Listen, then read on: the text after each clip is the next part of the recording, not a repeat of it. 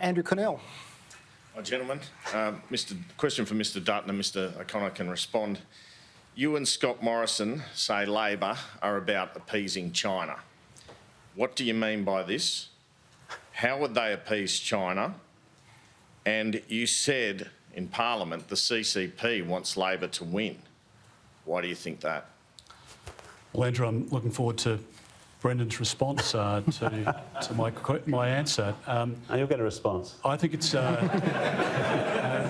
give him 2 minutes. I think, Andrew, we are dealing with the reality of a new China.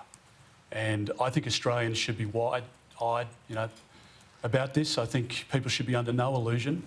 There's no need to embellish the intelligence that we're reading. There's no need to pretend that something is happening. The fact is that every like-minded country has drawn a similar conclusion about the direction of China.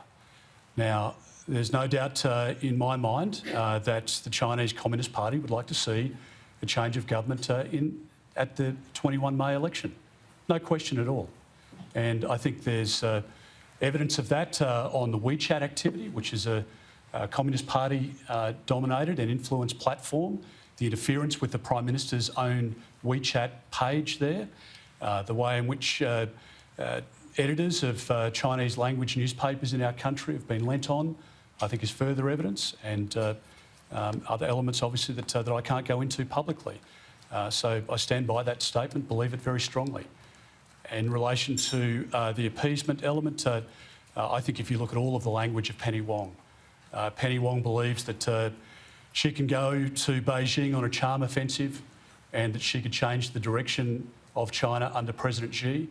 President Xi, of course, would be laughing under his breath as he was entertaining his dear friend here in Beijing, and that only if she was able to wind back some of the acts of aggression of the Morrison government, from signing AUKUS to acquiring missile capability, that the conversation could continue, and they continue to buy time.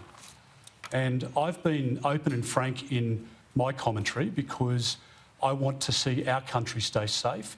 I want to see our region continue the prosperity. I want to see people in countries that surround us that aren't as wealthy as we are lifted from poverty, and we can only do that if we've got security and peace in our region, and that's at the heart of everything we're trying to do to defend our nation. Thank you, Mr Dutton. Mr O'Connor, your response. Well, I don't agree with that conspiracy theory of Peter Dutton that there's some benefit for China given the position that Labor's taken in relation to China and its changed conduct. As I said from the outset, if I'm just allowed to finish, Peter, you've just had to go. As I said from the outset, we know China has changed. We know it's now more assertive, more aggressive, more coercive, and in fact Penny Wong, who's just been verbaled by Peter, made that clear in contributions last year, where she outlined the significant shift that's happened in the region.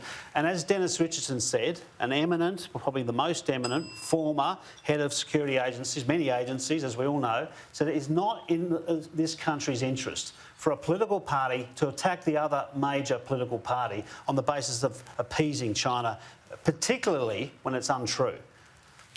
Where would relations with China be different under Labor compared to the government, though? Well, I think we've been saying now for some time. We've agreed with the government. And when I've been asked questions about am I blaming the government for the changed behaviour of China, I've made it unequivocally clear that it is not the Australian government or Australia that's changed its behaviour.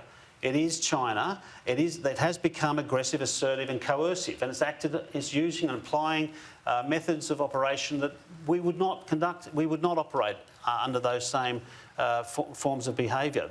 I've made that very clear. Anthony Albanese's made that very clear. Penny Wong's made that clear.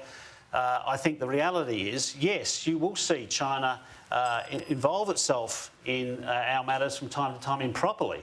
But that doesn't mean it wants one over the other, and of course it suits Peter's purposes to suggest otherwise. Do you think China will change, given that the world is moving towards a tougher sort of stance? My assessment is no, Andrew. I think if you look at the relationship now between China and Russia at a time when the rest of the world is applying sanctions in a unified way or condemning Russia for the acts of aggression, China is forming this unbreakable bond. When you look at the amassing of nuclear weapons, militarisation in the South China Sea, the loss of Indian troops on the shared land border at the hands of Chinese troops only within the last few years. I think it's deeply concerning, and it's heading in one direction. And that's why we do need to be strong, not weak, as Labor was when they were last in government. And we need to make sure that we stand with our allies. And that's been the basis of the AUKUS agreement, so that we can project that strength. I want nothing more than a normalised relationship with China.